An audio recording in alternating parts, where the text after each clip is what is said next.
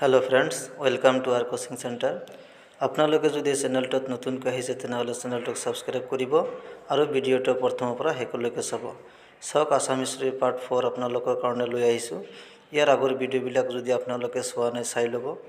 Question number 1, লতাকটা ৰণ কাৰ ৰাজত্বকালত সংঘটিত হৈছিল? ইয়াৰ আনসাৰটো হ'ব অপশ্যন সি, ৰাজেশ্বৰ সিংহ। কুৱেশ্যন নম্বৰ 2, তলৰ কোনজন লোকক ভুৱা আহোম বুলি জনা যায়?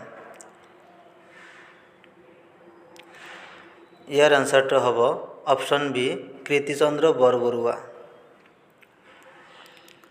কুৱেশ্যন নম্বৰ 3, ৰুদ্ৰসাগৰ পুখুৰী কোনে খন্দাইছিল?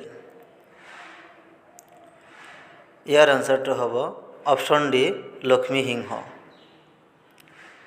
কুৱেশ্যন নম্বৰ 4, প্ৰথম মোৱামৰীয়া বিদ্ৰোহৰ সময়ত আহোম ৰজা কোন আছিল? ইয়াৰ আনসাৰটো হ'ব option A, Lakshmi Singha. Question number 5, দ্বিতীয় আৰু তৃতীয় মোৱামৰীয়া বিদ্ৰোহৰ সময়ত আহোম ৰজা কোন আছিল?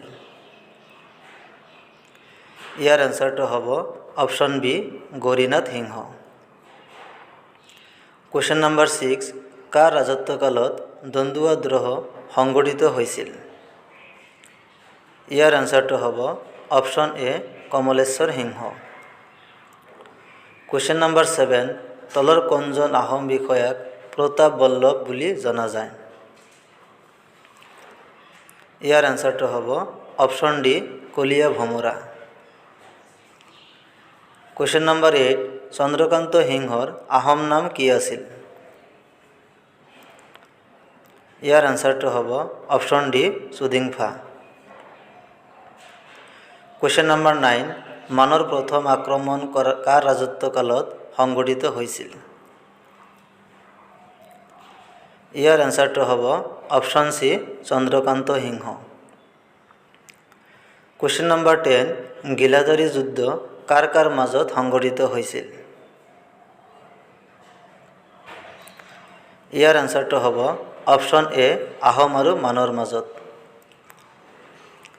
কুৱেশ্যন নম্বৰ 11, মানেপাতা ৰজা বুলি কাক জনা যায়?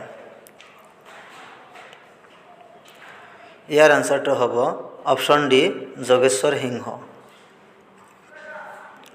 কুৱেশ্যন নম্বৰ 12, কোনটো যুদ্ধক অসমৰ জালিয়ানৱালাবাগৰ গণহত্যা বুলি জনা যায়? ইয়াৰ আনসাৰটো হ'ব অপশ্যন বি, পথৰুঘাটৰ ৰণ। কুৱেশ্যন নম্বৰ 13, অসমীয়া ভাষা উন্নতি সাধিনী সভা কিমান চনত জন্ম হৈছিল? ইয়াৰ আনসাৰটো হ'ব অপশ্যন সি, 1888 চনত। কুৱেশ্যন নম্বৰ 14, যোৰহাট সাৰ্বজনিক সভা কিমান চনত গঠন হৈছিল? ইয়াৰ আনসাৰটো হ'ব অপশ্যন বি, 1884 চনত। কুৱেশ্যন নম্বৰ 15, যোৰহাট সাৰ্বজনিক সভা কোনে প্ৰতিষ্ঠা কৰিছিল? কুৱেশ্যনটো বহুত ইম্পৰ্টেণ্ট হয়। ইয়াৰ আনসাৰটো হ'ব অপশ্যন ডি, জগন্নাথ বৰুৱা।